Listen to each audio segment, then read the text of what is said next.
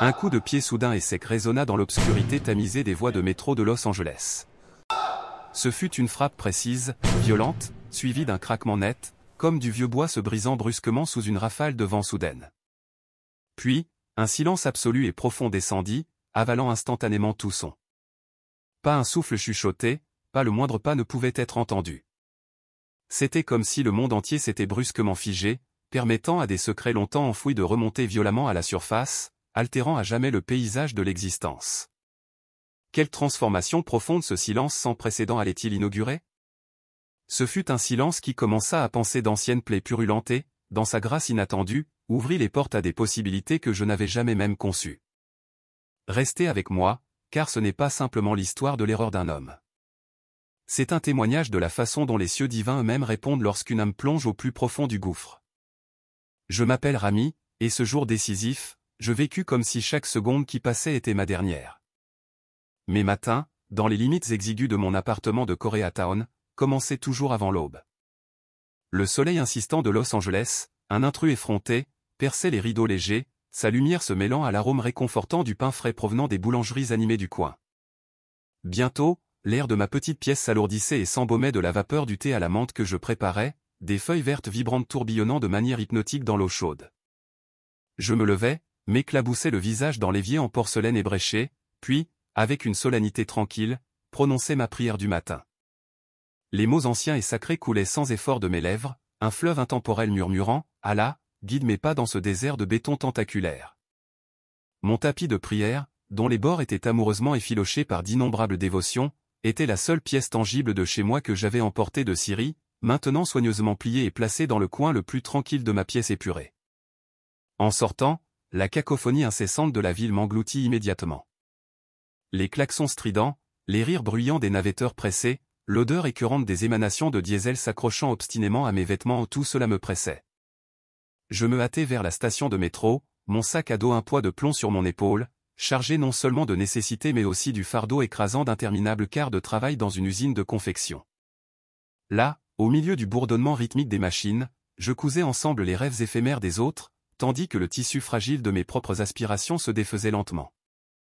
Une question silencieuse et persistante rongeait ma poitrine, une colère sourde et tranquille, une vieille compagne familière de nuits d'insomnie innombrables. Pourquoi suis-je ici, si loin des minarets familiers et du réconfort apaisant de mes mosquées? Pourtant, même dans cette rage bouillonnante, je priais pour la force, conjurant l'image de la miséricorde divine comme un voile doux et protecteur m'enveloppant. Je montais dans le métro, l'air frais et vicié me frappant avec la soudaineté d'une gifle. Je me serrais dans la voiture déjà bondée, entouré d'une mer de visages fatigués et indifférents. Une tension presque palpable flottait dans l'atmosphère, une dissonance subtile, comme une promesse tacite ou peut-être un piège insidieux. Juste un autre jour, me dis-je, un mantra creux. Mais au fond de moi, une prémonition insistante remua, murmurant que quelque chose de monumental était sur le point de briser le quotidien. N'hésitez pas à partager dans les commentaires d'où vous nous rejoignez, votre ville, votre pays. C'est toujours une joie profonde de se connecter avec des esprits affins à travers le monde, échangeant des histoires qui nous unissent dans un espoir partagé. Et si ce récit résonne profondément en vous, veuillez envisager de cliquer sur le bouton « J'aime » ou de vous abonner à la chaîne.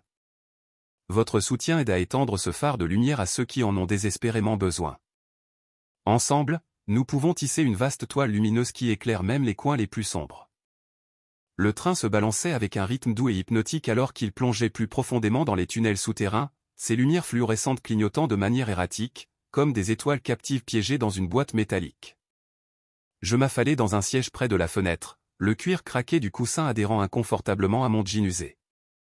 L'air à l'intérieur de la voiture était un mélange dense et suffocant d'odeurs mêlées, l'aigreur de la sueur de se réveiller trop tôt, la douceur écœurante du parfum d'une femme pressée vers une destination invisible, et une légère odeur grasse de restauration rapide consommée à la hâte. Mon corps se balançait avec le mouvement du train, un reflet des émotions tumultueuses en moi, mais pour un bref instant, mon esprit trouva une quiétude fragile, écoutant seulement le grondement profond des roues grinçant contre les rails. C'était comme si ce métro, ce vaisseau souterrain, était une mosquée clandestine, remplie d'innombrables âmes offrant silencieusement leur prière pour la force de simplement endurer la journée. Mon regard dériva sur les visages autour de moi, chacun se dépliant comme une page d'un livre ouvert à un chapitre perplexe. Directement en face, une femme d'âge moyen, ses cheveux noirs rassemblés en un chignon lâche et fatigué, serrait un sac d'épicerie bon marché débordant de boîtes de haricots et de pain tranché. Ses yeux étaient gonflés et rouges, portant les traces indéniables de larmes versées dans l'obscurité solitaire de sa chambre avant d'entamer sa journée. Elle murmura doucement pour elle-même, peut-être une prière chuchotée en espagnol, ses lèvres bougeant avec une cadence lente, presque douloureuse. En elle, je vis un reflet obsédant de ma tante de Damas, une femme accablée par le poids du monde, mais cuisinant inlassablement pour 10 bouches affamées. Sa vie, comme la mienne, semblait un cycle interminable de factures impayées et de nuits interminables. Je baissai la tête, feignant d'être absorbé par le journal froissé sur mes genoux. Mais intérieurement, mes pensées chuchotaient, que Allah te donne la force, ma sœur. Que la miséricorde divine enveloppe les lourds fardeaux que tu portes seule. À côté d'elle, un garçon d'environ 10 ans gigotait sans repos sur les genoux de sa mère, donnant des coups de pied dans l'air avec ses baskets sales, esquissant des motifs invisibles sur le sol crasseux. Sa mère, une latina à la peau brune chaude et au vernis à ongles rouges ébréchés, tenta de le calmer avec des chansons douces et mélodieuses, des mots qui ressemblaient à d'anciennes berceuses. Le garçon s'arrêta un instant, ses grands yeux fixés sur un point lointain et invisible. À cet instant, mon esprit recula vers le souvenir vif de mon neveu, à jamais perdu à la guerre, ses yeux curieux qui regardaient autrefois le ciel comme s'ils pouvaient cueillir les étoiles de leurs amarres célestes. Ici, dans l'étendue indifférente de Los Angeles, il aurait donné des coups de pied dans les sièges du métro, son jeune cœur débordant de rêves de monde plus lumineux, meilleur. Ma poitrine se serra, une vieille douleur familière montant comme une bile amère. Pourquoi traversons-nous les océans, me questionnai-je silencieusement, pour n'y affronter que les mêmes fantômes qui hantaient nos patries? Je fermai les yeux et chuchotai une brève sourate, implorant la paix pour lui, pour elle, pour chaque âme piégée dans ce tube de fer grondant. Le train tressaillit, freinant légèrement, et une fraîche rafale d'air s'engouffra alors que les portes s'ouvraient en sifflant à l'arrêt suivant. Plus de gens affluèrent, remplissant chaque espace disponible comme de l'eau s'infiltrant dans un récipient fuyant. Un homme grand en costume gris s'appuya contre un poteau, son pouce faisant défiler sans fin un flux de nouvelles sombres sur son téléphone. Son visage était un masque d'épuisement total, des rides profondes gravées sur son front comme des lits de rivière asséchés. Il exsudait l'aura de quelqu'un qui se réveille avec de grandes attentes, pour ensuite s'effondrer dans un profond dénuement, courant toujours après des dollars insaisissables qui lui échappaient comme des grains de sable.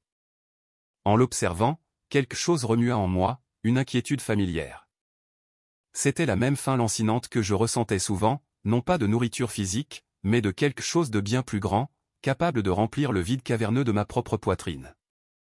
En Syrie, mon père racontait souvent des histoires d'anciens commerçants qui troquaient de l'or contre la sagesse, un échange sacré. Et je me demandais, cet homme, avec sa montre chère, l'échangera-t-il contre un seul moment authentique de calme intérieur? Mon poing se serra instinctivement autour de ma bretelle de sac à dos, mes doigts effleurant les contours familiers et réconfortants de mon misbah, caché à l'intérieur. Non, pas seulement un misbah, mais mon chapelet, celui en ambre que ma mère m'avait donné avant mon départ. Je commençai à rouler une perle lentement, invoquant silencieusement la patience pour lui, tout comme elle m'avait souvent aidé pendant mes propres jours ardus. Plus loin dans la voiture, une jeune femme se balançait doucement, sa tête hochant au rythme d'une musique qu'elle seule pouvait percevoir à travers ses écouteurs. Ses cheveux blonds tombaient en vagues désordonnées avec art, et elle serrait un portfolio d'artiste, des croquis vibrants dépassant de ses bords de manière alléchante. Elle sourit faiblement à rien en particulier, complètement perdue dans son monde privé de couleurs et de rêves. Pourtant, au coin de sa bouche, une mélancolie subtile persistait, comme si elle avait une conscience aiguë que le monde impitoyable extérieur avait peu de considération pour l'étoile vierge. Une lueur d'envie remua en moi. Elle possédait encore des illusions à vendre, tandis que je vendais mes espoirs vacillant dans une usine empestant la poussière et le désespoir. Je me souvins d'une époque où j'étais aussi comme ça, gribouillais des cartes dans la terre rouge d'Alep, rêvant de villes qui n'avaient pas encore été ravagées par les bombes.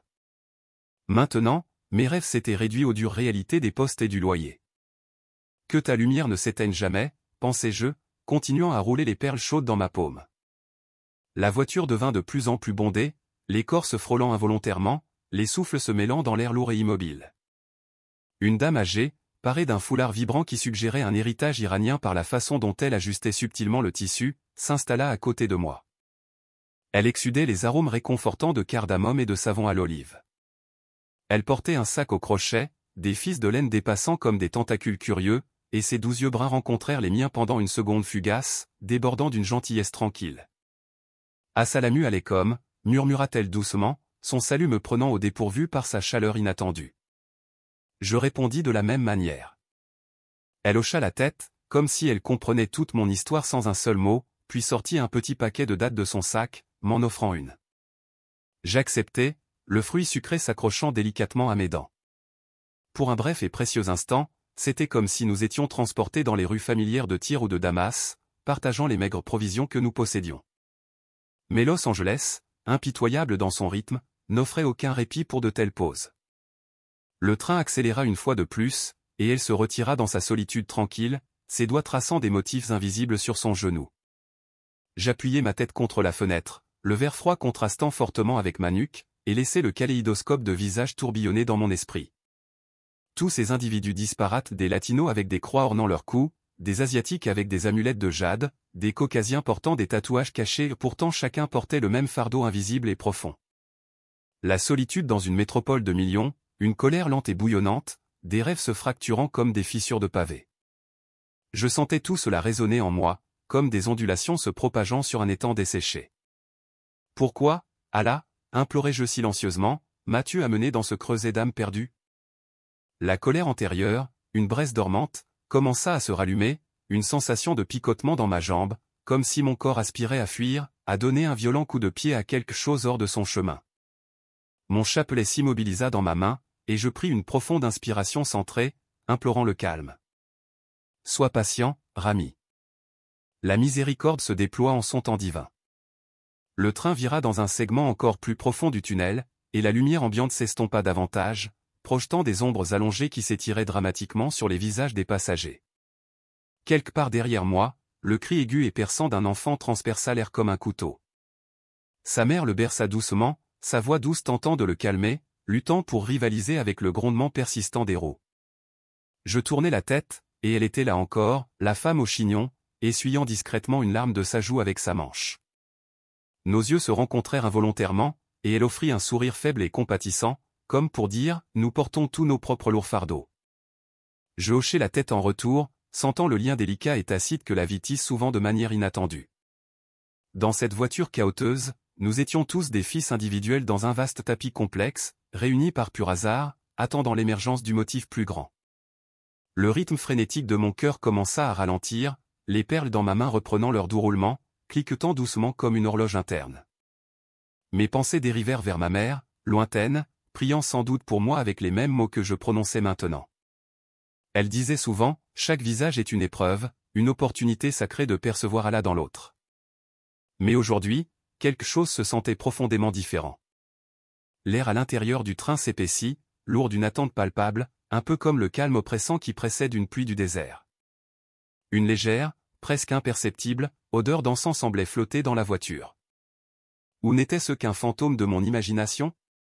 Je fermai les yeux, permettant à l'étreinte réconfortante de la prière de me porter, demandant humblement que le jour ne me consume pas entièrement. Les lumières vacillèrent, devenant intensément plus vives alors que nous émergions de la gueule du tunnel, et une annonce métallique retentit, Union Station. Porte en préparation pour l'ouverture. Une nouvelle marée de gens attendait dehors, prête à inonder la voiture. Je me déplaçai sur mon siège, mon sac à dos posé sur mes genoux, sentant la décélération du train. Un subtil changement dans l'air, une légère traction, comme si des destins invisibles ajustaient leurs cordes complexes. Je ne le comprenais pas encore, mais ce moment était destiné à être le tournant, où tout ce que je connaissais serait irrévocablement inversé. Le train se balançait maintenant avec un mouvement délibéré, presque languide, comme un bateau traversant doucement des eaux calmes, nous emportant toujours plus profondément dans le cœur agité de la ville. Les lumières du tunnel dansaient de manière erratique sur les murs, projetant des ombres allongées qui s'étiraient comme des doigts avides atteignant quelque chose d'irrévocablement perdu. Pour un instant fugace, je fermai les yeux, permettant au balancement rythmique de me transporter vers ces lieux que j'essayais péniblement d'enfouir chaque jour. C'était profondément ironique qu'une rame de métro bondée puisse se transformer en un miroir si puissant, reflétant non seulement les visages d'étrangers mais aussi les fantômes persistants de mon propre passé, des spectres que je traînais derrière moi comme des bagages encombrants et indésirables. Mon chapelet restait serré dans ma main, chaud du frottement de mes doigts. Je recommençai à le rouler, mais avec une lenteur délibérée, comme si chaque rotation pouvait en quelque sorte repousser l'immense poids qui continuait de monter dans ma poitrine. Mon histoire, toute mon odyssée, commença en Syrie, quand je n'étais qu'un garçon maigre, courant avec une joie débridée dans les rues poussiéreuses et brûlées par le soleil de Homs. Le soleil implacable frappait avec une intensité féroce, cuisant ma peau jusqu'à une texture tendue et coriace, et l'air était une tapisserie parfumée de jasmin entrelacée avec le léger et réconfortant arôme de fumée de bois. Ma mère me réveillait avant l'aube, sa voix aussi douce et sucrée que le miel. « Rami, viens prier », murmurait-elle. Elle déroulait le tapis de prière sur le sol de terre battue, et je m'agenouillais à côté d'elle, mimant méticuleusement chacun de ses mouvements, mains lavées, tête inclinée en soumission, les mots sacrés coulant de mes lèvres comme une rivière vivifiante.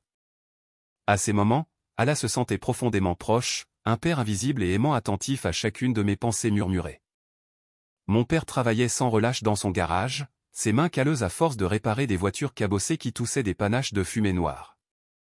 Et la nuit, il me captivait avec ses récits envoûtants du prophète, racontant des voyages dans le désert où la foi inébranlable était la seule oasis. Je riais, esquissant des cartes rudimentaires dans le sable avec un bâton, rêvant de devenir un noble commerçant comme Abraham, échangeant de précieuses soies contre une sagesse inestimable. Mais ensuite, les ombres menaçantes commencèrent à s'insinuer, lentement et insidieusement, comme des nuages sombres obscurcissant le soleil sans avertissement. Quand j'avais 12 ans seulement, les bombardements commencèrent. Au début, ce furent des grondements lointains et étouffés, comme un orage qui se prépare, mais bientôt ils se rapprochèrent de manière terrifiante, secouant les fondations même de notre maison comme si les cieux eux-mêmes étaient enragés. Une nuit inoubliable, un bruit assourdissant nous réveilla en sursaut, les sirènes hurlant comme des loups blessés. Ma mère, son corps tremblant violemment contre le mien, me tira sous le lit pendant que le sol vibrait avec une force terrifiante. « Reste silencieux, Habibi », chuchota-t-elle avec urgence, mais je vis clairement la peur brute et primale gravée dans ses yeux, la même peur que je reconnaissais maintenant sur le visage de la femme au chignon dans la rame de train. Quand un calme fragile revint enfin, nous rampâmes, pour ne voir que la dévastation de notre rue. Les maisons étaient fendues et brisées, les voisins sanglotaient ouvertement, et l'odeur âcre de brûlé persistait, s'accrochant obstinément à nos gorges. Mon oncle ne rentra jamais du marché. On dit qu'une explosion l'avait emporté, son corps désintégré en poussière avant même de toucher le sol. Pendant des jours, je pleurais inconsolablement, exigeant de savoir pourquoi. Et mon père, sa barbe maintenant striée de gris, ses yeux creusés d'un vide insupportable, déclara simplement, à l'atteste l'effort, « Fils. La miséricorde suit toujours la douleur la plus profonde. » Les années qui suivirent s'étirèrent interminablement, une succession monotone de jours gris et désolés. Je mûris rapidement, échangeant l'insouciance du jeu contre le labeur ardu dans le garage de mon père, mes mains perpétuellement tachées de graisse noire, apprenant à réparer ce qui était cassé. Pourtant, une colère insidieuse prit racine et commença à s'épanouir profondément dans ma poitrine, grandissant comme des mauvaises herbes persistantes et envahissantes. Pourquoi, m'enrageais-je intérieurement, Allah a-t-il permis de telles horreurs? Pourquoi des enfants comme mon neveu, ce doux petit garçon aux yeux curieux que je portais autrefois sur mes épaules, sont-ils devenus de simples statistiques froides et impersonnelles dans les nouvelles? À l'âge de 16 ans, je me retrouvais attiré par un groupe de jeunes hommes à la mosquée, non pas pour prier, mais pour dénoncer avec véhémence les injustices du monde. Ils parlaient de djihad avec la ferveur d'un feu purificateur, et j'écoutais, mon cœur battant d'une exaltation dangereuse, imaginant des coups de pied puissants capables de faire tomber des murs invisibles et oppressants. Une fois, lors d'une manifestation volatile, je lançai des pierres sur la voiture d'un soldat, le verre brisé reflétant la fragmentation de ma propre foi. Plus tard, dans l'obscurité suffocante de ma chambre, une vague accablante de culpabilité m'envahit comme une pluie incessante, et je m'agenouillai, suppliant désespérément le pardon. Mais les mots surgirent creux, résonnant vides en moi, comme des murmures dans une grotte désolée. Puis arriva le jour qui changea irrévocablement tout, le jour où je devins un réfugié, fuyant ma patrie. Ma mère, affaiblie et émaciée après des mois de maigres rations, m'appela un après-midi, sa voix rauque et frêle. « Va, Rami. » me pressa-t-elle avec une urgence désespérée. « Il n'y a pas d'avenir pour toi ici, seulement des cendres. » Elle me pressa son misbah dans la main, les perles d'ambre brillant faiblement dans la pénombre, avec une enveloppe contenant quelques précieux dinars. Mon père était déjà parti des mois auparavant, avalé par la frontière impitoyable, et je pouvais à peine comprendre que c'était un adieu final. Je traversais le vaste désert désolé à pied, endurant des nuits glaciales où la myriade d'étoiles semblait me regarder comme des yeux accusateurs, et des journées torrides où le soleil implacable semblait me retirer l'âme même. des passeurs me transportèrent dans des camions délabrés et rouillés, entassés épaule contre épaule avec des visages reflétant le mien, yeux creusés, bouches asséchées.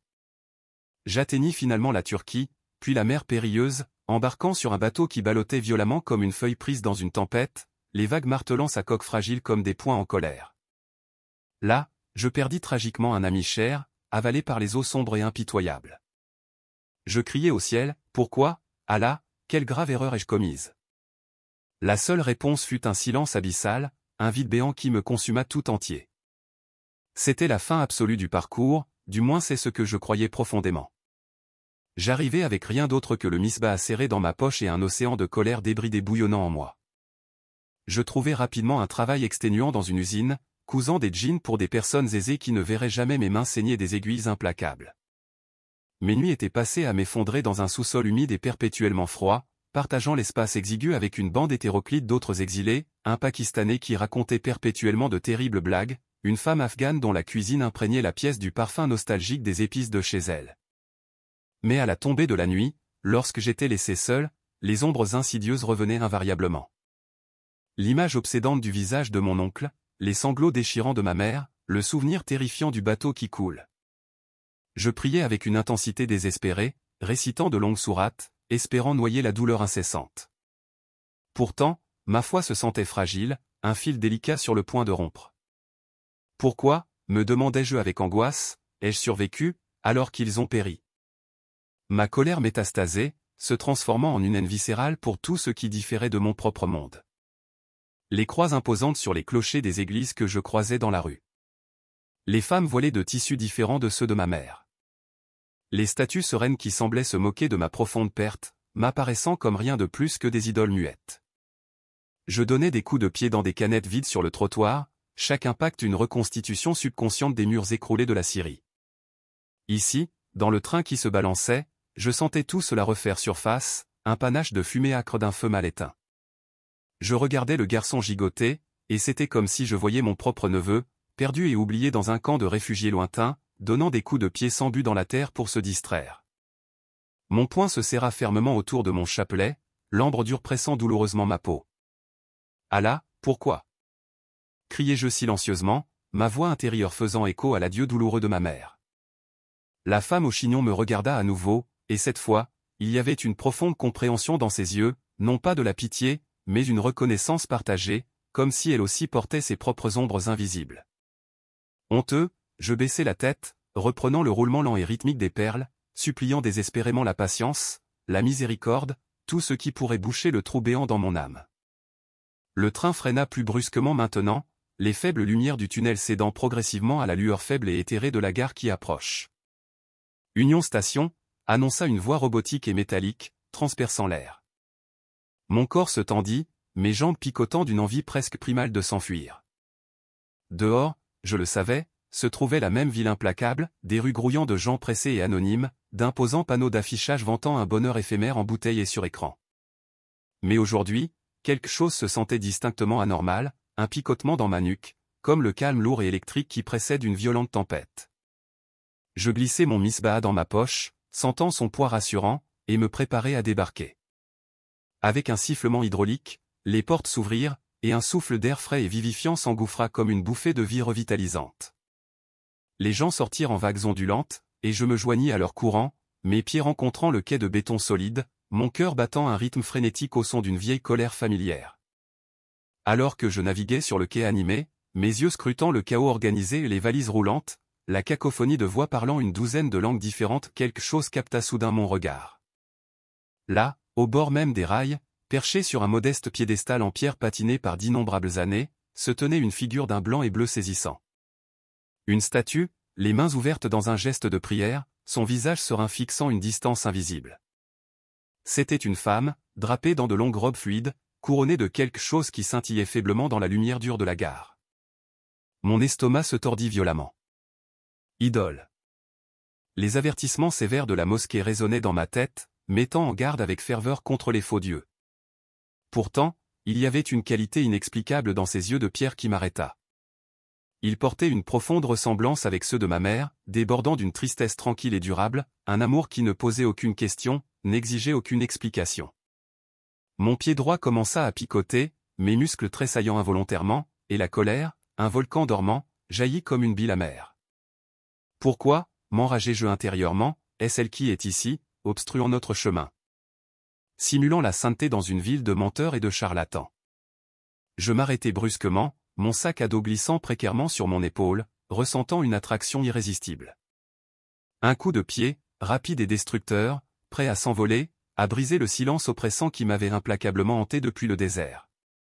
L'air de la gare s'épaissit, lourd du goût métallique de l'huile et de quelque chose de vaguement doux, comme de l'encens lointain. Les gens passaient, totalement inconscients de mon maelstrom interne, mais je restais enraciné, tenu captif par le regard inébranlable de la statue. Mon cœur battait sauvagement, une sueur froide perlant sur mon front. Pour un instant fugace, j'imaginais vivement le son, le craquement écœurant de quelque chose qui se brise, un écho si profond qu'il pourrait réveiller les morts. Mais je secouai violemment la tête, forçant mes pieds à bouger. Pas aujourd'hui, décidai-je. Pas ici. Le train derrière moi grandit de vie, ses portes se refermant avec un sifflement définitif, et je me fondis à nouveau dans le flot des navetteurs. Pourtant, la sensation de picotement persistante refusait de s'estomper. C'était comme si les sombres ombres de mon passé avaient découvert une nouvelle cible, attendant patiemment leur heure, guettant le moment opportun pour bondir. Les portes du train s'ouvrirent avec un sifflement bas et las, comme un soupir fatigué, et l'air de la gare, frais et imprégné de l'odeur rance du café et du journal humide, m'enveloppa. Mes pieds, lourds et réticents, rencontrèrent le sol carrelé fissuré alors que je sortais lentement, mon sac à dos tapant rythmiquement contre ma cuisse à chaque pas. La foule s'écoulait autour de moi comme une rivière irrésistible, les gens poussant sans réfléchir, les valises roulant comme des chariots en fuite. Union Station était une fourmilière perpétuelle de visages pressés, un mélange chaotique de voix résonnantes anglais haché, espagnol mélodieux, et quelque chose ressemblant vaguement au mandarin lointain. Je me dirigeais vers le côté, mon cœur battant encore des balancements du train, des ombres persistantes qui m'avaient suivi à travers les tunnels. Mais elle était là, indéniablement présente, juste au bord du quai, près des rails qui scintillaient sous les dures lumières jaunes. Je ne pouvais pas la manquer. Perché sur un bas piédestal en béton, gris et taché par des années de crasse accumulées, se tenait la figure d'une femme. Sans aucun doute, c'était une femme, drapée dans une robe bleu fané qui tombait en plis doux et gracieux, ses mains tendues comme si elle offrait quelque chose d'invisible, d'intangible. Son visage était serein, presque souriant, ses yeux de verre sombre fixant une distance infinie, une fine couronne de métal ornant sa tête. Autour de la base du piédestal, des fleurs séchées, attachées avec des rubans colorés, se mêlaient à de la cire de bougies blanches fondues. Une plaque rouillée, gravée en anglais et en espagnol, proclamait « Notre-Dame de Guadalupe, protectrice des voyageurs ». Protectrice. Le mot atterrit comme un coup physique à mon estomac. Je me figeai, mes pieds collés au sol, et sentis la sensation de picotement remonter ma jambe une fois de plus, maintenant plus forte, comme de l'électricité crépitant juste sous ma peau. Pourquoi cette idole? M'enrageai-je silencieusement. Pourquoi, au milieu de notre travail incessant, au cœur même d'une ville qui dévore des âmes comme la mienne?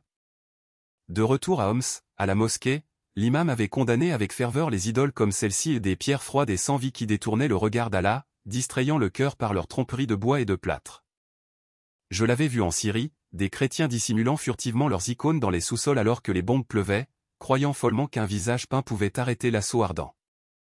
Et là, elle se tenait, tranquille, feignant la paix dans un endroit où personne ne s'arrêtait jamais pour vraiment respirer.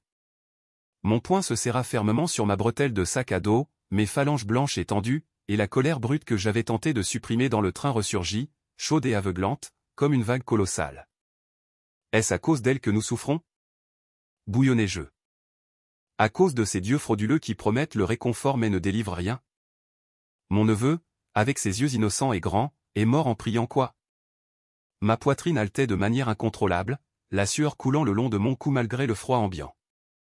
Les gens me frôlaient, un homme en fedora me bousculant sans s'excuser, une femme avec une poussette murmurant des malédictions dans son téléphone. Personne ne semblait remarquer la statue, ou s'il le faisait, ce n'était qu'un regard fugace, un toucher superficiel du front, une superstition bon marché. Je fis un pas de plus, la clameur de la gare étouffant les battements frénétiques dans mes oreilles. Le piédestal m'arrivait à la taille, les rails brillants se trouvaient à quelques centimètres en dessous, et le troisième rail bourdonnait d'un bruit sourd et coléreux, comme une abeille agitée. La statue était clairement faite de plâtre, hâtivement peint, je pouvais discerner de fines fissures se propageant en toile d'araignée sur sa base, la peinture s'écaillant de la robe comme une vieille peau en décomposition. Elle était assez proche pour être touchée, pour sentir la réalité glaçante de sa tromperie. Mon pied droit se déplaça, presque de son propre gré. Ma botte en cuir marron usé, sa semelle durcie par d'innombrables kilomètres sur des rues impitoyables, tressaillit. Non, une voix faible résonna dans ma tête, la voix de ma mère. Patience, Rami. La patience est le bouclier du croyant. Mais la colère en moi rugit plus fort, un cri primal jaillissant de mes entrailles, alimenté par des années de pertes agonisantes, mon oncle au marché, mon père à la frontière, le bateau terrifiant sur la mer Noire. Pourquoi Allah permet-il cela? Demandai-je à la pierre silencieuse. Pourquoi une effigie souriante se dresse-t-elle ici tandis que d'innombrables familles sont réduites en poussière? Je cracha par terre, la salive aigre-douce acre sur ma langue, le son pitoyablement minuscule, avalé par le vaste écho de la gare. Personne ne regarda. Mon corps se pencha, mon genou se pliant lentement, et le monde se rétrécit, se contractant jusqu'à ce qu'il n'y ait plus que moi et elle, ses yeux de verre me défiant de leur calme exaspérant de vide. Le coup de pied, rapide et violent, jaillit plus d'un instinct brut que d'un plan conscient. Ma jambe se tendit comme un ressort relâché. Ma botte frappa directement le genou droit de la statue, précisément à la courbe du plâtre, libérant un craquement sec et écœurant qui résonna dans ma poitrine comme un coup de feu. Ce fut un son horrible, comme des os qui se brisent au ralenti. Le craquement fut immédiatement suivi d'un léger grattement alors qu'un morceau substantiel de plâtre se brisa, dispersant des fragments blancs comme des confettis grotesques. Ces fragments tombèrent sur les rails avec de doux tapotements, roulant dans l'obscurité impénétrable entre les traverses. La statue frémit sur son piédestal, une vibration distincte remontant le béton et les semelles de mes pieds. Le genou portait maintenant un trou déchiqueté et béant, révélant du plâtre brut à l'intérieur, comme une chair exposée et blessée. Une fine poussière s'éleva dans l'air, s'accrochant obstinément à mon pantalon. Je sentis violemment l'impact dans mon tibia, une douleur sourde et lancinante qui s'intensifia rapidement. Mon souffle s'échappa, ma bouche grande ouverte dans un cri silencieux qui refusa de se matérialiser. Juste de l'air. Idole. Idole vide. Les mots jaillirent, d'abord en arabe, puis en un anglais brisé et furieux, ma voix trop forte, trop brute pour l'espace confiné, fausse idole. Prends ton poison et dégage. Mes cris enragés ricochèrent sur les murs carrelés, faisant brusquement tourner les têtes. La mer à poussettes se figea, les yeux écarquillés de choc. Un groupe de touristes, appareils photo prêts, baissa lentement leur téléphone. Mais ensuite, un silence étonnant descendit. Ce n'était pas un silence typique, celui qui suit simplement un bruit soudain et se dissipe rapidement. C'était absolu, profond. C'était comme si une main invisible avait actionné un interrupteur sur le monde entier, coupant le son à sa source même. Le bourdonnement sourd du troisième rail mourut. Un silence électrique s'installa, bourdonnant faiblement dans mes dents. Les conversations s'évaporèrent en plein milieu de phrases. Un homme au téléphone se tut, sa bouche figée au milieu d'un « bonjour » sans réponse résonante. Les enfants cessèrent de glousser, leurs rires éclatant comme des bulles soudainement crevées. Même le vent du tunnel, ce sifflement constant et plaintif, disparut, laissant derrière lui un néant pur et sans mélange. L'air lui-même se transforma, devenant épais et lourd comme de l'eau stagnante, et je sentis son poids oppressant peser sur mes épaules. Mon pied resta suspendu dans l'air pendant une seconde, puis je le baissai lentement, ma botte raclant audiblement contre le béton alors que je regardais autour de moi. Les visages étaient complètement figés. La femme au chignon du train, près de là, avait une main plaquée sur sa bouche, ses yeux fixés sur moi, non pas avec colère, mais avec quelque chose de bien plus glaçant, un mélange puissant de pitié et de peur. Le garçon gigotant pointa un doigt tremblant et silencieux. L'homme en costume laissa son téléphone glisser dans sa poche, ses mouvements lents, comme sortis d'un rêve cauchemardesque. Je trébuchai en arrière, mon cœur battant un rythme de guerre frénétique dans ma poitrine, une sueur froide coulant le long de ma colonne vertébrale. Que ai-je fait? Me demandai-je avec angoisse. Le misbah dans ma poche semblait brûler contre ma cuisse comme un charbon ardent. J'y glissai ma main, mes doigts cherchant désespérément les perles, mais elles m'échappèrent. Froide maintenant, accusatrice. La statue restait fièrement dressée, son genou brisé, mais son corps autrement intact, sa tête légèrement inclinée sur le côté, comme si elle était au courant d'un profond secret. Ses yeux de verre rencontrèrent les miens à nouveau, non plus vides, mais tenant une lumière faible et éthérée, reflétant les lampes de la gare. Ou n'était-ce qu'un produit de mon imagination brisée? Une brise subtile remua du tunnel, apportant avec elle l'odeur humide de la terre et de quelque chose d'inattendu doux, comme des roses écrasées. Personne ne bougea pour m'appréhender. Au lieu de cela, les regards se tournèrent vers l'intérieur, ailleurs, comme si mon coup de pied imprudent avait violemment ouvert une porte que personne ne souhaitait vraiment voir. Mon estomac se tordit, une bile amère monta dans ma gorge, et j'avalai difficilement, mes jambes soudain faibles et cédant comme du coton. Allah, pardonne-moi, implorai-je silencieusement, mais les mots restèrent piégés, étouffés par le silence suffocant, avalant tout. Les secondes s'étirèrent en ce qui ressemblait à des heures. La grande horloge murale de la gare tic-taquait avec une lenteur agonisante, son aiguille des secondes semblant sur le point de caler. Ou étaient-ce simplement les sauts erratiques de mon propre pouls? Une femme âgée avec un collier en croix, la même dame au foulard du train, tomba lentement à genoux, son chapelet tombant de ses mains tremblantes, ses perles se dispersant sur le sol comme des larmes. Elle ne me regarda pas, mais leva les yeux vers le plafond crasseux, murmurant quelque chose d'indiscernable. L'homme en fedora croisa les bras, mais ses yeux montèrent les larmes, brillant vivement dans le profond silence. Je me tournai, ayant l'intention de courir, mais mes pieds restèrent obstinément enracinés, aussi immobiles que la statue elle-même. La poussière flottait encore dans l'air immobile, dansant avec une lenteur hypnotisante, et je sentis un contact, non pas une pression physique, mais une main invisible me serrant doucement la poitrine. Mon coup de pied avait été le mien seul, mais ses échos appartenaient à tout le monde. C'était un cri collectif et silencieux. Le silence lui-même se transforma, se métamorphosant en une prière partagée.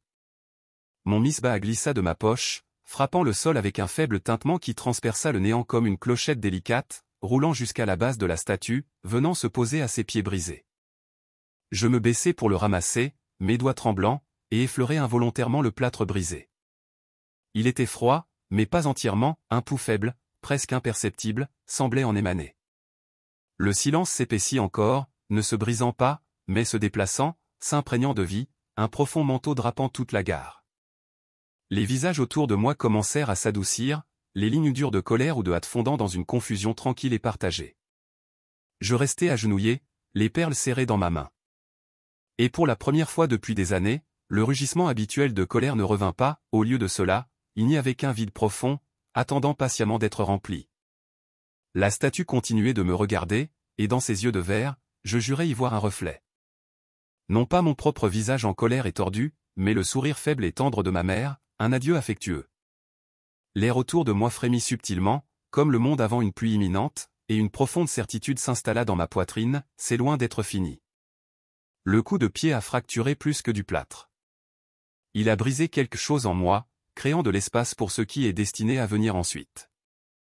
Le bruit lointain des portes de train se fermant, un faible grondement revenant lentement, perturba à peine le silence persistant, qui s'accrochait obstinément comme une ombre loyale. Je me levai lentement, mes jambes maintenant étonnamment stables, et scrutai la foule. Ce n'étaient plus des ennemis, mais simplement des compagnons de voyage, comme moi, attendant patiemment le retour du son.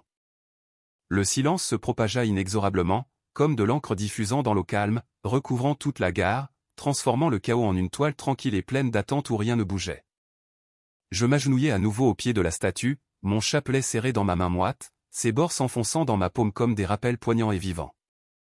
Ma poitrine se soulevait et s'abaissait avec une lenteur délibérée, chaque souffle une poussée consciente contre l'air lourd, qui maintenant se sentait plus dense, chargé non seulement de l'absence de son, mais d'une présence indéniable, une présence effleurant doucement les limites de mon esprit, s'invitant à l'intérieur.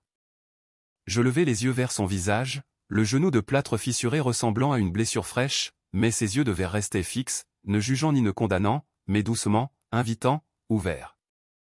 Les gens autour de moi restaient figés dans leurs étranges poses arrêtées, la femme au chignon, la main pressée sur sa poitrine, comme si elle berçait son propre cœur, l'homme en costume, la tête baissée, les épaules affaissées comme des arbres alourdis par la neige, la dame au foulard toujours à genoux, les perles de son chapelet éparpillées sur le sol comme des perles perdues. Personne ne cria. Personne ne se précipita vers la sécurité. C'était comme si mon coup de pied avait déchiré subtilement le voile du monde, permettant à l'invisible, à l'éthéré, de s'infiltrer doucement. J'essayai de me lever, mes jambes chancelant précairement comme de jeunes pousses vertes, mais mon corps refusa d'obéir. Au lieu de cela, je fermai les yeux, juste une seconde, pour bloquer le poids oppressant de leur regard collectif. Et à ce moment-là, cela arriva. Ce ne fut pas un flash soudain, ni un rêve éveillé forcé. C'était comme si le silence profond lui-même devenait un écran lumineux, et de vieilles images profondément enfouies commencèrent lentement à surgir, vives et nettes, comme si j'étais de nouveau physiquement présent. Je vis Homs, non pas la ville brisée que je connaissais maintenant, mais Homs avant la guerre. Des rues de terre rouge s'étendaient où je courais pieds nus, riant, le vent chaud une caresse joyeuse sur mon visage. Ma mère était là, jeune et radieuse, ses cheveux libres sous un foulard négligemment drapé, me tendant la main dans la cour ensoleillée, la lumière filtrant doucement à travers les feuilles de figuier. « Viens, Rami. Le thé est prêt », appela-t-elle, sa voix aussi chaude et douce que le miel. Et je pouvais le sentir, la cardamome robuste, la menthe fraîche et vivifiante, l'arôme réconfortant du pain cuit dans le four en terre cuite. Mais c'était plus qu'un simple souvenir. C'était une couche éthérée de lumière douce et dorée enveloppant tout, le bordant d'une lueur céleste, comme si Allah lui-même avait peint le moment avec une miséricorde infinie. Elle me tira sur ses genoux, et j'enfouis mon visage dans son épaule, sentant le battement régulier et rythmique de son cœur contre le mien, inébranlable comme une prière. « Tu es mon trésor », chuchota-t-elle, ces mots résonnant maintenant dans le profond silence de la gare, chaud et clair à mon oreille. J'ouvris prudemment les yeux pendant une brève seconde, et le monde réel clignota en une mise au point hésitante. La fine poussière flottait encore lentement, des particules tourbillonnant comme des étoiles tombées. La femme au chignon à côté de moi avait subi une subtile transformation, son visage n'était plus tendu de tension, mais doux, tranquille. Des larmes, lentes et délibérées, traçaient des chemins sur ses joues ridées. Ses yeux étaient distants, fixés sur quelque chose qu'elle seule pouvait percevoir. Je suivis son regard, mais il ne rencontra que le plafond crasseux. Puis elle murmura, sa voix douce comme une feuille qui tombe, « Mon garçon, je suis à la maison. » C'était de l'anglais, teinté d'espagnol, mais son sens profond résonnait profondément dans ma poitrine, aucune traduction n'était nécessaire. Elle voyait son fils, peut-être celui perdu dans les rues indifférentes de Los Angeles, ou celui qui n'était jamais revenu. Le silence le permettait, créant un espace sacré pour que ses visions personnelles se déroulent, une par une, comme des fleurs fragiles s'épanouissant dans l'obscurité enveloppante. L'homme en costume, maintenant affalé sur un banc froid, avait enfoui son visage dans ses mains, ses épaules secouant doucement. Ce n'étaient pas des sanglots bruyants et démonstratifs, mais le genre profond et déchirant qui émane depuis de chagrins secs et longtemps vidés. J'imaginais ce qu'il voyait, peut-être son père sur son lit de mort, sa main tendue dans un geste de profond pardon, ou la femme qui était partie, ne laissant derrière elle que des sacs emballés et des promesses brisées. Son corps se détendit progressivement, comme si des poids immenses s'échappaient lentement de ses pores, et il baissa les mains, son visage mouillé de larmes, mais ses yeux clairs et lumineux, comme un paysage après une pluie rafraîchissante. Le garçon gigotant du train se tenait immobile à côté de sa mère, son petit doigt accroché à la manchette de sa chemise. Ses grands yeux s'écarquillèrent, non pas de peur, mais d'un émerveillement pur et sans mélange. Il tendit la main dans l'air, ses petits doigts effleurant quelque chose d'invisible qui semblait lui sourire en retour. Sa mère le serra plus fort, sa propre vision privée dansant dans l'humidité de ses cils, peut-être son mari, envoyant de l'argent de loin, ou la maison bien-aimée du village au Mexique, où le soleil se levait avec une grâce lente et majestueuse sur des collines verdoyantes. Le silence tissa tous ces brins disparates ensemble, une vaste tapisserie de blessures et de guérisons, où chaque vision était un fil unique et irremplaçable, pourtant une partie intégrale du magnifique tout. Je fermai les yeux une fois de plus, et ma propre rivière interne de vision continua de couler, incessante comme un fleuve rejoignant la vaste mer. Maintenant, c'était la traversée ardue du désert, mais dépouillée de sa terreur. Des sables dorés s'étendaient sous un soleil doux et bienveillant, et d'innombrables étoiles ornaient le ciel comme des lanternes méticuleusement allumées par des anges. Mon père marchait à côté de moi, non pas l'homme brisé et vaincu que j'avais vu pour la dernière fois à la frontière, mais fort et vibrant, sa barbe noire magnifique, ses yeux flamboyants d'un feu ancien et profond. « Tu as réussi, fils », affirma-t-il, sa main posée sur mon épaule, solide et ancrante comme une ancre. La miséricorde n'abandonne jamais ceux qui traversent les ténèbres les plus profondes.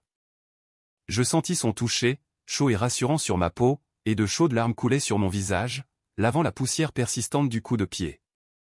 Ce n'était pas seulement du pardon, c'était une profonde restauration, comme si Allah lui-même rassemblait les éclats brisés de ma colère et les réassemblait méticuleusement avec des fils de lumière pure. Mais il y avait plus. Une nouvelle couche, inconnue, se déploya.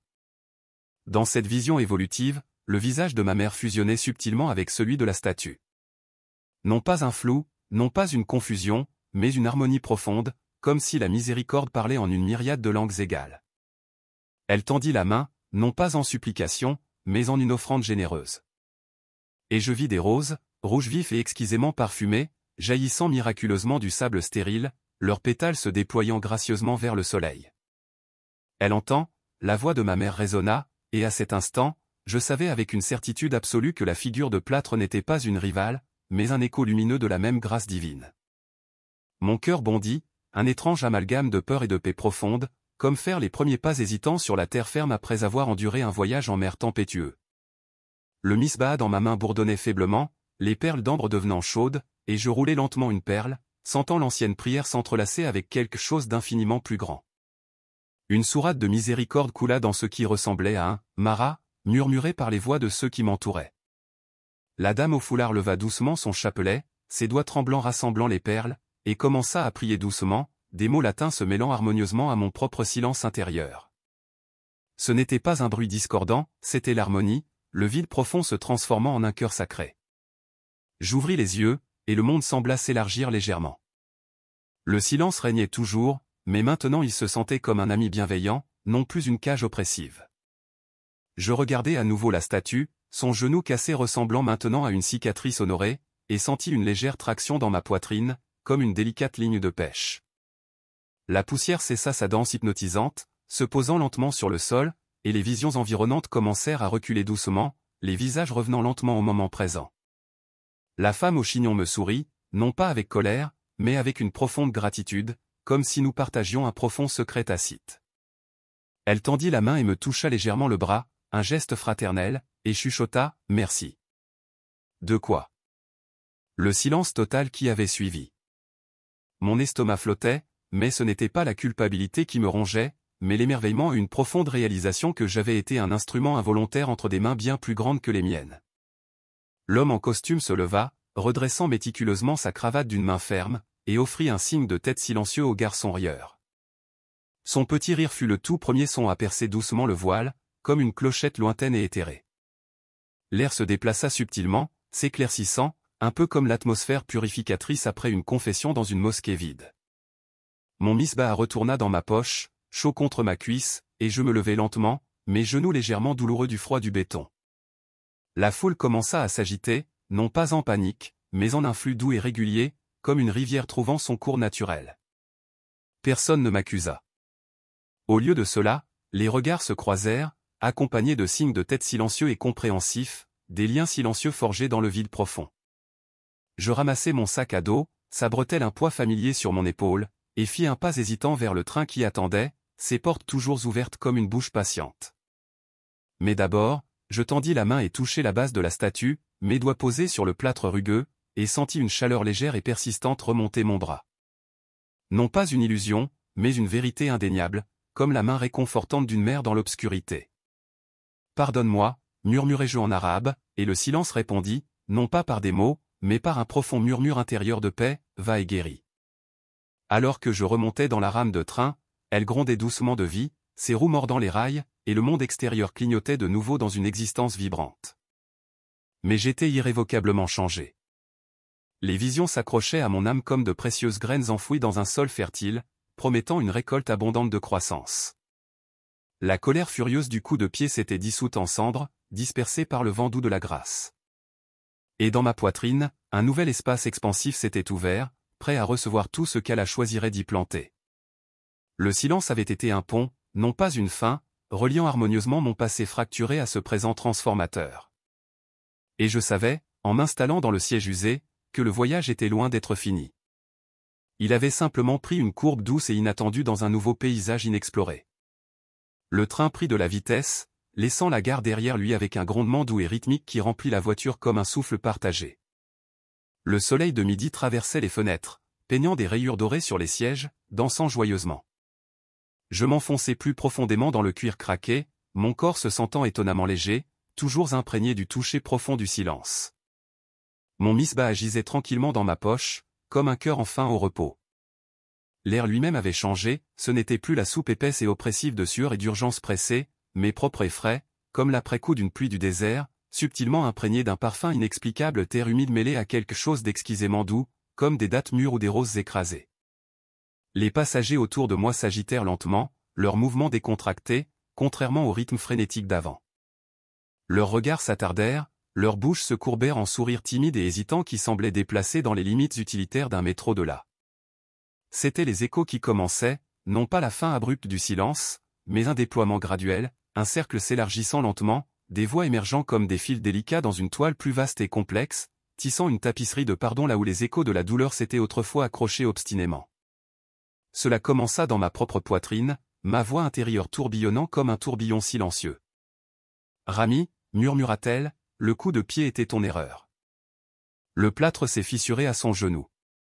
Mais regarde, la voiture n'est pas consumée par la rage, au lieu de cela, elle fleurit de murmures de grâce. Allah a utilisé ta faiblesse pour le pardon de tous. » Ce fut ma litanie personnelle, des mots s'échappant doucement, testant l'air. Et pour la toute première fois, je les prononçai à voix haute, ma voix rauque, comme de la poussière dans ma gorge, pardon pour ce que j'ai brisé. Ce n'était pas un cri, mais un murmure profond, pourtant il voyagea, touchant d'abord la femme au chignon.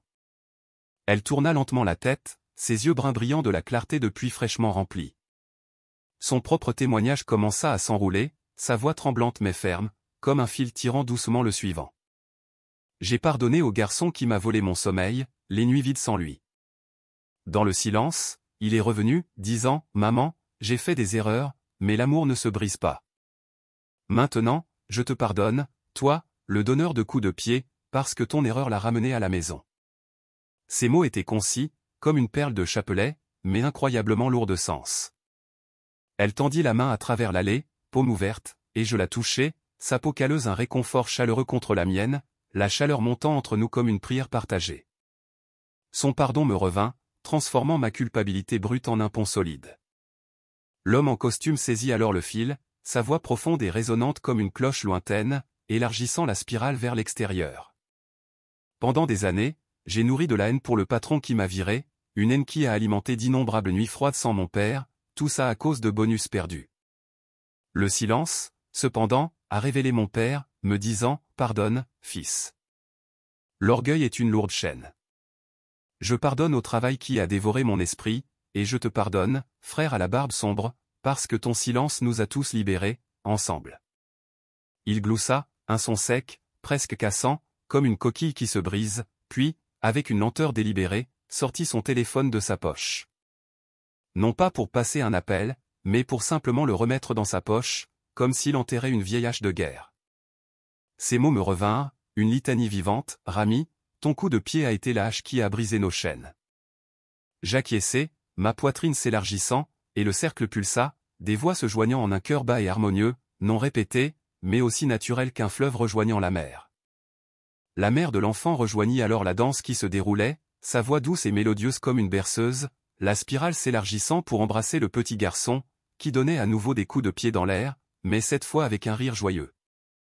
J'ai détesté l'homme qui est parti, ne laissant derrière lui que des lettres sèches et vides et des promesses brisées.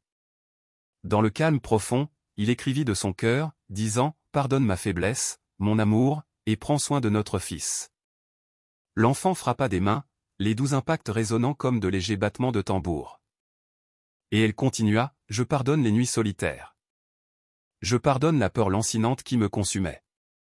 Et je te pardonne, toi qui as donné un coup de pied à la sainte, parce que ton erreur nous a accordé les voies pour guérir. » Son pardon était doux, comme le thé au miel, et il revint à l'homme en costume, qui hocha la tête, puis à la femme au chignon, qui essuya une larme fraîche, non pas de douleur, mais d'un profond soulagement. Le cercle gonfla, la litanie se transformant en un hymne souterrain, chaque voix un verset distinct dans une spirale infinie de pardon pour les fils perdus, pour les pères absents, pour les emplois qui volaient les âmes. La dame au foulard tissa ensuite le fil suivant dans la tapisserie grandissante, sa voix mince mais résiliente comme de la soie, s'étendant pour englober les coins les plus reculés de la voiture. Mes filles se sont mariées loin, leur cœur brisé par la cruelle distance. Je ne pardonne pas facilement.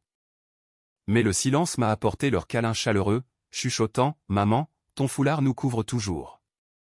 Je pardonne les routes qui nous ont séparés. Je pardonne le passage implacable du temps qui vole le rire.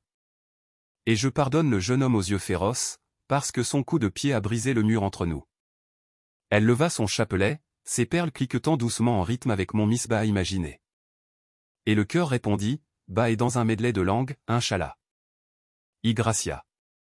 La spirale s'élargit encore, touchant la jeune fille aux écouteurs, qui retira lentement ses bouchons. Son témoignage se répandit comme une chanson interrompue. Je nourrissais une profonde rancune contre l'art que le monde piétinait, contre les toiles déchirées et les rêves brisés qui me moquaient. Dans le silence, les couleurs sont revenues, les coups de pinceau vivants, chuchotant, pardonne le gris, peint avec la lumière. Je pardonne le bruit qui m'a coupé. Je pardonne la profonde solitude de la page blanche. Et je pardonne l'homme qui a brisé le plâtre, parce qu'il a peint le pardon dans l'air même qui nous entourait.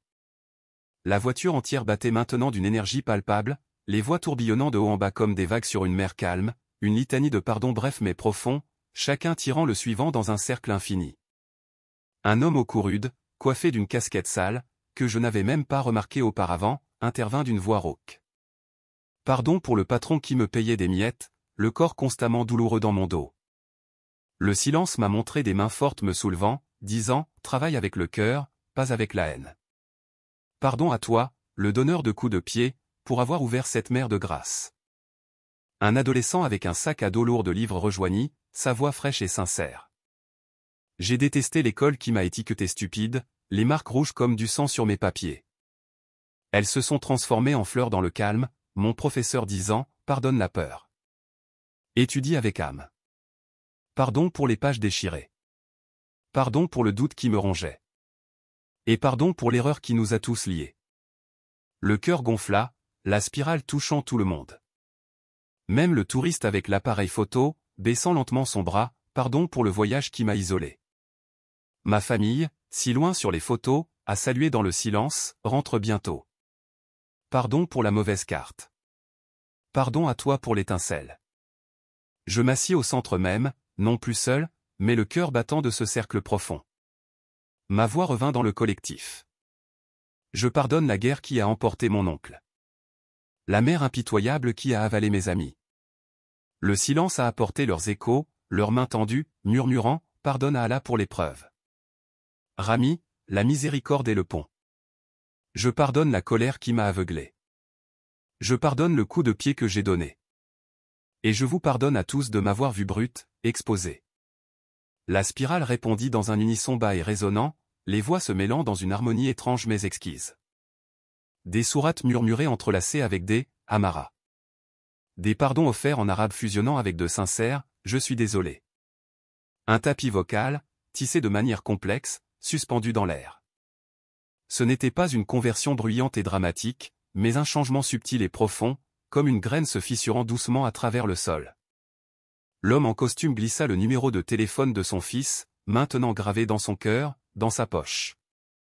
La mère commença à préparer une lettre de retour. La dame au foulard envisagea de tricoter un nouveau châle pour ses filles lointaines.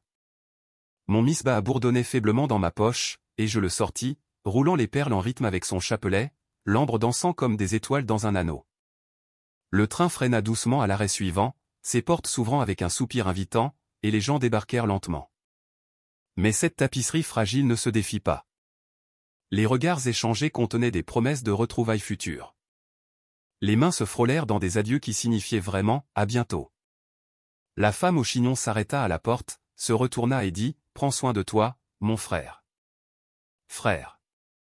Le mot me réchauffa comme une tasse de thé à la menthe, et je lui fis un signe de la main en retour, ma voix intérieure faisant écho « Toi aussi, ma sœur. » Que la miséricorde nous guide à la maison. Le train grandit de nouveau de vie, ses portes se refermant, et la voiture se vida lentement, laissant amplement d'espace pour ce qui avait éclos dans le vide profond. Mon cœur battait régulièrement, non plus au rythme de la rage, mais avec la cadence paisible de la prière. Des fils invisibles me liaient maintenant inextricablement au monde au-delà de la fenêtre. Ils ne s'en mêlaient plus en un nœud douloureux, mais formaient un jardin, attendant patiemment la pluie. Je serrai le misbah dans ma main, le posant sur ma poitrine, et chuchotai à l'air, « Merci ». Le silence répondit, doux et clair, un « oui » retentissant qui résonna éternellement. Le train s'arrêta finalement en douceur à la station terminus, ses roues mordant les rails avec un faible gémissement, comme un soupir collectif de soulagement. Les portes s'ouvrirent lentement, laissant une bouffée d'air chaud de la rue s'engouffrer. Je me levai délibérément, mes jambes encore légèrement instables à cause du mouvement prolongé de la voiture, mon sac à dos jeté sur mon épaule comme une vieille ancre familière. Je posai le pied sur le quai animé, une foule de gens se précipitant déjà sous le soleil éclatant. Le ciel de Los Angeles brillait d'un bleu éclatant et sans nuages, les palmiers se balançaient paresseusement dans la brise comme d'énormes éventails indifférents, et l'odeur amistacable des chariots de hot-dog se mêlait au gaz d'échappement, me frappant avec la dure réalité de la ville. Pourtant, rien ne semblait pareil. L'écho du pardon pulsait encore dans ma poitrine, des fils invisibles me reliant au visage du train, comme d'innombrables voies convergeant dans une grande gare centrale. Je m'arrêtai à la sortie, jetant un coup d'œil en arrière purement par instinct, et elle était là, la femme au chignon, que j'appelais maintenant mentalement Lucia, car sa voix avait résonné doucement, comme la lumière filtrant à travers une fenêtre. Elle descendit du train juste derrière moi, son sac d'épicerie se balançant doucement, et nos yeux se rencontrèrent à nouveau. Ce n'était pas un hasard, mais comme si nous étions attirés l'un vers l'autre par des aimants lents et indéniables. « Attends » appela-t-elle, sa voix basse mais claire, coupant le bruit de la rue comme des ciseaux coupent du tissu. Je m'arrêtai, mon cœur manquant un battement, et elle s'approcha, son visage gravé d'une vie de rides de rire et de larmes séchées, ses yeux bruns débordant maintenant d'une sérénité calme que je n'avais pas perçue auparavant. « Tu es le gars du coup de pied » déclara-t-elle simplement. J'ai vu ce qui s'est passé, mais j'ai aussi vu ce qui a suivi. Il n'y avait aucune accusation dans sa voix, seulement une invitation, comme une main tendue à travers le vaste abîme du métro. J'avalai difficilement, mon misbah picotant faiblement dans ma poche, et hochai lentement la tête, les mots obstinément coincés dans ma gorge comme des pierres. J'ai brisé quelque chose qui n'était pas à moi, murmurai-je, ma voix à peine audible. Elle offrit un sourire faible, secouant doucement la tête. Briser ouvre des chemins, Rami. Je connais ton nom, le silence me l'a chuchoté. Mon nom, le fil invisible une fois de plus, tissant des noms dans l'air immobile. Elle tendit la main, sa paume rêche à force d'avoir récuré les maisons d'autres personnes, et je la serrai, une chaleur se propageant le long de mon bras comme du thé chaud un matin froid. Je suis Lucia. Viens avec moi. Il y a un endroit près d'ici où les pierres sont plus que de simples pierres. Nous marchâmes ensemble dans la rue animée, nos pieds frappant l'asphalte fissuré dans un nouveau rythme synchrone, comme un pont construit pas à pas. Los Angeles pulsait autour de nous, voitures klaxonnant avec impatience, vendeurs criant leurs fruits mûrs, une bande de skateurs raclant le trottoir avec leurs roues rapides. Pourtant, c'était comme si nous nous déplacions dans une bulle protectrice, le monde ralentissant, créant un espace sacré pour la connexion tacite qui se formait entre nous. Tandis que nous marchions, elle partagea des fragments de sa vie, sa voix coulant comme un ruisseau calme et régulier. Elle était venue du Mexique il y a 20 ans, traversant la frontière avec sa jeune fille sur la hanche, laissant un mari derrière, avalé par des cartels qui promettaient de leur mais ne livraient que du plomb. Je nettoie les églises maintenant, les hôtels et les bancs, confessa-t-elle, son chignon hochant avec sa foulée, comme si je récurais ma propre culpabilité. J'écoutais attentivement, sentant le profond écho de ma propre traversée ardue, du désert à la mer, les pertes se faisant écho, bien que vêtues de noms différents. Je couds des vêtements à l'usine, répondis-je, ma voix encore rude durait sans silence. Mais mes mains saignent pour des fils qui ne me vêtent jamais. Je viens de Syrie, Rami, fuyant des bombes qui dévoraient les maisons comme une faim vorace. Nos yeux se rencontrèrent au passage clouté, le feu rouge arrêtant momentanément le flux de la circulation. Et là, au milieu du brouhaha urbain, je sentis nos chemins distincts s'entrelacer. Mon misbah, comme son chapelet, son simple collier avec une croix, comme une sourate gravée. L'église apparut soudainement au coin de la rue, non pas une grande cathédrale cinématographique, mais un humble bâtiment en briques basses, une croix rouillée sur son toit scintillant au soleil, son portail ouvert comme des bras accueillants. Entre, fit-elle signe, poussant la porte en bois usé, et l'air à l'intérieur m'enveloppa comme une étreinte chaleureuse, le parfum réconfortant de cire de bougies mêlée à l'encens ancien. Des bancs en bois poli, lissés et assombris par d'innombrables genoux dévots, bordaient la nef. Des vitraux peignaient le sol carrelé en mosaïques éthérées de bleu ciel et de cramoisi. À l'autel se tenait une réplique de la statue, non pas celle brisée de la gare, mais entière et immaculée, sa robe bleue fraîche et sans tache, ses mains tendues dans un geste de bénédiction tranquille. Je m'arrêtai dans l'allée, mes pieds plantés sur les carreaux frais, et ma poitrine se serra, non pas de colère, mais d'une curiosité naissante, comme un enfant rencontrant le feu pour la première fois. Regarde, chuchota Lucia, touchant doucement mon épaule. Marie ne se brise pas. Le plâtre n'est que son enveloppe, son cœur est plus fort que la pierre. Je m'approchai lentement, mes doigts atteignant timidement la robe, et touchai le tissu peint. Il était frais, mais portait une chaleur subtile, comme la main d'une mère posée sur un front fiévreux. Dans ma vision, dans le silence, elle a fusionné avec ma mère, confessai-je, ma voix basse et respectueuse comme une prière. Ses yeux de verre se sont transformés en yeux d'amour qui ne posent aucune question, n'exigent aucune explication. Elle hocha la tête, s'installant sur un banc voisin, et je la rejoignis, le vieux bois craquant doucement sous notre poids partagé. Le soleil filtrait à travers les vitraux, baignant nos visages de bleu et de rouges éthérés, comme si le ciel lui-même nous préparait à ce qui nous attendait. J'ai vu la même chose, affirma-t-elle, tirant un chapelet de sa poche de jupe, ses perles en bois sombre faisant écho à l'ambre de mon misbah. Mon garçon, perdu dans les rues, vint à moi dans le calme, embrassé par elle. Ton coup de pied, Rami, a été la cloche qui a appelé. Il n'y avait aucune culpabilité dans son ton, seulement une vérité simple et indéniable. Et je sentis le fil se resserrer, nos chemins se croisant en Y, mon chemin sablonneux rencontrant le sien, montagneux. Nous restâmes un instant en communion silencieuse, ponctuée seulement par le tic-tac rythmique d'une vieille horloge murale. Puis, elle initia un nouveau rituel, un hybride, un peu comme notre voyage ensemble. Pas insistante, mais profondément rassembleuse. « Chante avec moi », demanda-t-elle, sa voix douce, et commença à chanter lentement le Magnificat, des mots entrelacés d'anglais teintés d'espagnol, mon âme glorifie le Seigneur et mon esprit se réjouit en Dieu mon Sauveur. C'était un hymne ancien, un écho direct de Marie dans ma vision, et je sentis une attraction irrésistible, non pas pour imiter, mais pour répondre de la même manière. Je sortis mon misbah, ses perles d'ambre brillant dans la lumière colorée, et récitai une sourate de miséricorde, ma voix basse mais ferme, au nom d'Allah, le compatissant, le miséricordieux. Louange à Allah, Seigneur des mondes. Les mots sacrés s'entrelacèrent, non pas en conflit, mais s'harmonisant parfaitement. Son Magnificat coula harmonieusement dans ma sourate, comme deux rivières fusionnant pour former une mer plus grande. Elle sourit, les yeux fermés, et je fermai les miens, sentant le pouvoir profond du rituel qui nous liait. Sa dévotion se sentait comme un manteau bleu, ma foi comme un voile de lumière du désert. Vois, dit-elle à la fin, ouvrant les yeux, des chemins différents, mais se dirigeant vers le même horizon. Marie, elle est un pont, pas un mur. Ma poitrine s'ouvrit en grand, les années de doute lancinant s'évaporant comme la brume sous le soleil. Pourquoi Allah permet-il les idoles? Je compris maintenant, intérieurement. Parce qu'elles font écho à la même miséricorde infinie. Ce fut ma réponse intérieure, des fils tissant un grand tapis complexe de compréhension.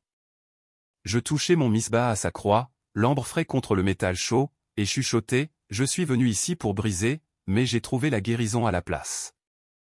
Les semaines se déroulèrent en un doux et délicat montage, comme des pages se tournant presque d'elles-mêmes. Je retournai à l'usine, les aiguilles volant à travers le tissu, mais maintenant avec des pauses délibérées pour rouler mon misbah, mes prières mêlant sourates aux échos persistants du Magnificat. Les nuits à Koreatown, dans ma petite pièce, sentaient toujours le thé à la menthe, mais maintenant je rêvais de la statue entière, sa robe bleue se déployant comme de vastes ailes protectrices, ramenant apparemment mon neveu des ombres obsédantes. Lucia m'envoyait des messages sur son vieux téléphone, des mots simples, viens à l'église dimanche. Apporte ton voile. Et j'y allais, initialement hésitant, mes pieds s'arrêtant à la porte comme sur ce bateau précaire et chaotique. Mais l'air à l'intérieur m'attirait, les bancs remplis de visages familiers du train, la mère de l'enfant, l'homme en costume, tous maintenant partis de ce cercle élargi et inclusif. Je m'assis près de Lucia, mon misbah autour de mon cou comme un collier nouvellement acquis, et écoutai la messe célébrée en langue mélangée, le prêtre prêchant un message de pardon qui transcendait les mondes. Après, dans la cour ombragée d'oliviers, plantée avec amour par des immigrés, nous refaisions notre rituel, le Magnificat entrelacé de sourates, nos voix s'élevant avec d'autres, un chœur souterrain transformé en symphonie céleste. La dévotion grandit lentement, organiquement, comme des racines s'enfonçant profondément dans un sol sec. Je lus sur Marie dans la bibliothèque de l'église, lisant attentivement des livres en anglais approximatifs qui racontaient l'histoire de Guadeloupe, où elle était apparue à une âme simple comme la mienne. Ce ne fut pas une conversion bruyante et dramatique, mais une douce graine plantée sur le misbah de mon cœur. Je roulais maintenant les perles, contemplant l'intercession, un peu comme Allah utilise des messagers. Lucia me guida sans contrainte, ses mains rêches montrant comment tresser des chapelets avec des fils d'ambre, un véritable pont de perles. Mon coup de pied initial, autrefois source de honte, se transforma en une histoire collective, un témoignage profond. J'ai brisé du plâtre, mais nous avons tous collé des cœurs. Le montage continua, les mois se repliant gracieusement les uns dans les autres.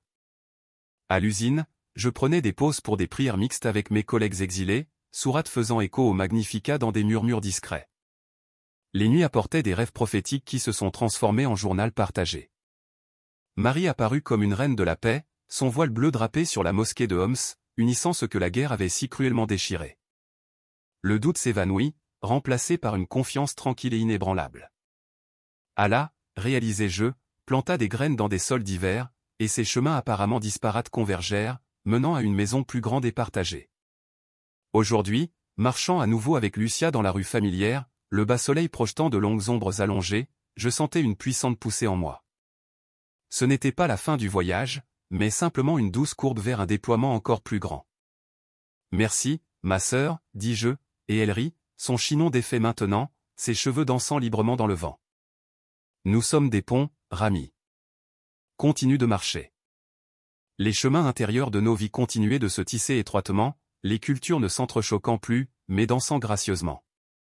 Et je savais, avec une certitude absolue, que mon coup de pied initial et destructeur avait été la genèse de ce croisement, le miracle vivant lui-même. La nuit descendit lentement sur Koreatown, une douce couverture de velours couvrant les lumières néon clignotantes des restaurants de ramen et les panneaux d'affichage qui promettaient de meilleurs mondes dans des couleurs criardes et bon marché.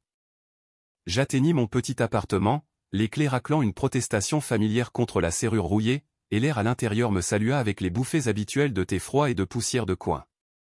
Mon lit était simplement un matelas fin sur le sol, ses draps élimés sentant légèrement le détergent à lessive bon marché. Mais ce soir, après la journée transformative dans le train et dans le sanctuaire tranquille de l'église avec Lucia, il se sentait comme un trône, méticuleusement préparé pour un corps fatigué à se reposer et une âme à s'envoler. Je retirai lentement mes chaussures, mes bottes en cuir marron tombant avec un bruit sourd sur le plancher en bois éclaté, et sentis le picotement persistant dans mon âme, l'écho résonnant du coup de pied dans la gare. Le misbah a sorti de ma poche, ses perles d'ambre chaudes de l'étreinte de ma main, et je le plaçai soigneusement sur ma table de nuit improvisée, à côté d'une photographie froissée de ma mère, ses yeux souriant doucement d'un temps lointain. La lumière du réverbère filtrait à travers le rideau léger, peignant la petite pièce d'ombre dansante et éphémère, et je me couchai, mon corps s'enfonçant dans le matelas aussi facilement qu'une pierre s'installe dans un lit de rivière calme. Le sommeil vint non pas comme un plongeon abrupt, mais une descente douce et délibérée, comme des escaliers de nuages menant à un royaume où la réalité elle-même se dissolvait en couches translucides, semblables au voile d'une mariée déchirée par un vent capricieux. D'abord, ce fut le train à nouveau, mais transformé non plus du fer et du bruit de broyage. Les rails scintillaient comme des rivières d'argent de lumière, coulant sous un ciel infini et étoilé, les étoiles elles-mêmes clignant de l'œil comme d'anciens témoins omniscients. Je marchais là, pieds nus, sur de l'eau qui restait sèche, et l'air était exquisément doux, le jasmin de la cour de Homs mêlé au parfum capiteux de roses non plantées. La statue se leva lentement, non pas du plâtre fissuré, mais vivante, sa robe bleue ondoyant comme les vagues de la mer même que j'avais traversée. Une couronne d'étoiles réelles brillait au-dessus de sa tête, chaque pointe une flamme qui ne brûlait pas. Elle ne marchait pas, elle flottait, ses mains tendues, non pas suppliantes, mais tissant gracieusement des fils d'or, aussi fins que de la soie d'araignée, de ses doigts minces mais incroyablement solides, cousant quelque chose d'invisible dans le tissu même de l'air. Je m'approchai, mon cœur battant en rythme harmonieux avec les étoiles célestes, et vis ce qu'elle tissait. Non pas du tissu, mais des blessures, mes propres blessures, méticuleusement recousues dans une nouvelle peau. Le fil d'or attrapa le trou béant et brut dans ma poitrine où la colère avait autrefois résidé, le recousant avec des mouvements doux et bouclés, chaque point une mémoire guérie. Mon oncle au marché apparut, non pas comme la poussière d'une explosion, mais riant, un morceau de pain chaud serré dans ses mains. Mon père à la frontière, non pas une ombre perdue et évanescente, mais saluant vigoureusement depuis une colline verdoyante, sa barbe flottant doucement comme un drapeau de paix. Le coup de pied, lui aussi, apparut dans le rêve, mais inversé. Ma botte ne frappa pas le genou de Pierre, au lieu de cela, elle fut prise dans une étreinte, sa main s'enroulant doucement autour de mon pied, comme une mère corrigeant un enfant têtu, transformant le coup en une tendre caresse. Ne brise pas, Rami, sa voix résonna, ni arabe ni anglaise, mais une langue fluide et sans bord de rivière, coud avec miséricorde. Des roses fleurissaient maintenant, non pas du sable du désert, mais de ma main rêvante. Des pétales rouges de misbah jaillissaient de chaque perle d'ambre, faisant fleurir mon ancienne foi en quelque chose d'entièrement nouveau, un bel hybride. Les sourates s'entrelacèrent harmonieusement avec les hymnes de Lucia, l'islam comme la racine résiliente, Marie comme la fleur délicate qui ne rivalisait pas, mais complétait. Le rêve s'épaissit, se transformant en une vision superposée, comme un océan vu à travers un verre dépoli où le passé saignait dans le futur. Je vis la mosquée de Homs, entière une fois de plus, ses minarets atteignant un ciel sans fumée. Et à côté, non pas en bataille, mais en harmonie sereine, se tenait l'église de Lucia, ses vitraux brillant chaleureusement de l'intérieur. Les gens marchaient entre elles, non divisés par des voiles ou des croix, mais unis dans une prière commune. Lucia se tenait à mes côtés, son chignon défait maintenant, ses cheveux ondulants comme de douces vagues, chantant le Magnificat qui se transforma subtilement en sourate dans ma bouche, nos voix fusionnant en une chanson sacrée que le vent portait jusqu'au désert. Mon neveu apparut, non pas une ombre de réfugié, mais courant librement, sa main serrée dans la mienne, ricanant, ses dents de lait étincelant, et il pointa la figure en robe bleue. « Oncle » s'exclama-t-il, elle coud des rêves. Les étoiles de sa couronne clignotèrent encore plus fort, chacune une vision partagée. L'homme en costume appelait son père, sa voix brisée par un poignant « Tu me manques ». La mère de l'enfant serrait de vraies lettres, fraîchement arrivées du nord, des enveloppes estampillées de promesses vraiment tenues. La dame au foulard tricotait un châle, destiné à traverser les océans jusqu'à ses filles en pleurs. Mais le rêve continuait de tisser plus profondément, couche après couche, comme une rivière creusant un canyon sous une nuit de pleine lune. Je me vis à l'usine, non pas cousant les jeans d'autres personnes, mais tissant méticuleusement des tapis de prière avec des fils lumineux, mes aiguilles volant en motifs complexes qui racontaient l'histoire du coup de pied non pas comme une erreur, mais comme un portail sacré. Mes collègues exilés me rejoignirent, le Pakistanais ricanant des blagues en ourdou, la femme afghane ajoutant des bords magnifiquement brodés, l'air parfumé d'encens de mosquée mêlé à la cire d'église, un parfum curatif pour les poumons fatigués. Marie flottait au-dessus, non pas une déesse lointaine, mais une humble tisseuse, ses fils reliant Koréatown à Homs, Los Angeles aux déserts anciens, Marrage brut au pardon collectif. Elle unissait ce que le monde divisait si farouchement. La voix du rêve chuchota, un doux mélange de ma mère et de Lucia, et je sentis le misbah pulser vivement dans ma main de rêve, ses perles se multipliant en un chapelet sans fin. Chaque roulement était un pont entre Allah et une supplication maternelle. Le climax gonfla comme une vague montante, le rêve se transformant en un doux tourbillon de lumière. Je tombai à genoux dans la rivière de rail, l'eau scintillante montant à ma poitrine, et elle se pencha, sa couronne d'étoiles embrassant doucement mon front comme un rayon de lune frais. Il n'y avait pas de mots, seulement des images en cascade, le coup de pied résonnant, non pas comme un craquement d'os, mais comme une cloche de prière sonnant, réveillant simultanément mosquée et église. Les minarets répondirent par des appels à la prière, les cloches par des carillons de paix. Marie et des roses fleurirent dans ma poitrine, leurs pétales s'ouvrant pour révéler un vieux cœur battant avec un nouveau rythme. Non pas la guerre, mais une veille attentive, où la foi islamique germait dans des jardins partagés de miséricorde. Je me réveillai, trempé de sueur, le drap collant à ma peau, la pièce toujours sombre à l'exception de la lueur des réverbères. Mais la paix profonde persistait, comme une rivière laissant des rives fertiles après une inondation. L'intercession est un pont, pas une barrière, pensais-je, ma voix intérieure aussi éthérée que le rêve lui-même, et je m'assis dans mon lit. Mon misbah était dans ma main, ses perles roulant lentement, chaudes d'une vérité intérieure. L'aube se leva progressivement, le soleil montant comme un fil d'or tiré par un tisserand invisible. Je saisis mon téléphone abîmé sur la table de nuit, son écran fissuré s'illuminant d'une alerte. Un email de Lucia. Le sujet était simple, le rêve m'est venu aussi. Mon cœur bondit. Mes doigts tremblèrent en l'ouvrant, et ces mots coulèrent comme la rivière du rêve elle-même, Rami, la nuit dernière. Rail lumineux. Elle tissant des fils de chapelet. Ton coup de pied se transformant en étreinte. Des roses sur ton misbah. Les mêmes détails. Étoile de couronne, jasmin avec des roses, mosquée à côté de l'église. C'est une vision partagée, frère. Allah et Marie tissent ensemble. Touches identiques. Le baiser de la couronne sur mon front. Mon neveu riant. Le tapis de l'usine. Pas de coïncidence. C'était divin. Confirmation, comme un sceau céleste sur une lettre céleste, prouvant que le silence de la gare avait été la graine, et le rêve, la récolte abondante. Je répondis rapidement, mes pouces volant sur l'écran. Oui, un pont vivant. Partageons-le ensemble. La transformation se scella là, dans la petite pièce. Je n'étais plus un donneur de coups de pied exilé des ombres, mais un conteur avec une histoire profonde à partager. La dévotion brûlait comme une flamme éternelle dans ma poitrine. Je me levai, la fenêtre ouverte à la brise du matin, les frondes de palmiers ondulant comme des applaudissements silencieux dehors, et sentis l'espoir déborder en moi, une rivière sans bornes. Elle unit ce que le monde divise, cousant les cœurs dans un tapis lumineux. Mon misbah roulait plus vite maintenant, ma prière coulant dans la journée, l'usine m'attendant, mais avec un tout nouveau but. Les lignes de Jean transformées en fil de témoignage. Lucia répondit, viens enregistrer à l'église. Notre histoire pour sa chaîne. Le soleil monta plus haut, dorant la pièce d'or. Et je souris à la photo de ma mère, ses yeux clignant comme des étoiles conspiratrices. Le rêve tissé ne se termina pas avec la nuit, il s'est tissé à travers le jour, couche après couche, menant vers un appel plus grand, plus profond. Les mois se replièrent comme les pages anciennes d'un livre sacré. Et me voici, Rami, à l'intérieur de l'église en briques rouges. Le soleil de l'après-midi filtre à travers les vitraux, peignant le sol en mosaïque tranquille de paix, comme un tapis céleste. L'autel brille de mille feux, orné de la réplique de la statue restaurée, son genou habilement réparé avec du plâtre frais, pourtant son cœur reste intact, sa robe bleue coulant comme une rivière de miséricorde inépuisable. À côté de moi, Lucia sourit, son chignon défait maintenant, ses cheveux dansant légèrement dans l'air imprégné d'encens.